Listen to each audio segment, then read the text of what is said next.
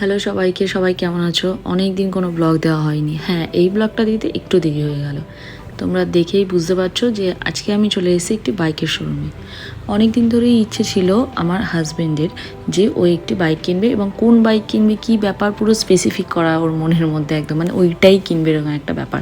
তো কোনো একটা ইস্যুর জন্য আমরা বাইকটা তাড়াতাড়ি কিনতে চলে যাই, কারণ ওই বাইকটা নিয়ে একটা ইস্যু হচ্ছিলো, ওই কালারটা মেবি পরে পাওয়া যেত না সেজন্য। তো যাই হোক, আমরা তো কিছুদিন আগে গিয়ে অলরেডি গাড়িটা দেখে এসেছিলাম যে আমরা যেটা নেব।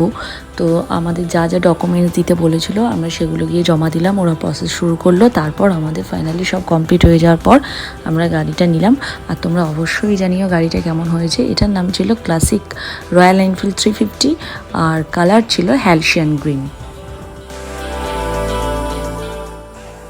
শোরুমের সব কাজ হয়ে যাওয়ার পর আমরা গাড়িটি নিয়ে চলে গিয়েছিলাম রাজপুর বিপত্তারিণী মায়ের কাছে। সেখানে দারুণভাবে পুজো দিয়ে গাড়িটা, তারপর আমাদের প্রচণ্ড খিদে পেয়ে গিয়েছিলো, কারণ আমরা না খেয়েই গাড়ি কিনতে চলে এসেছিলাম। তারপর আমরা এক জায়গায় গিয়ে পেট পুজো করে শান্তিতে বাড়িতে চলে এসেছি।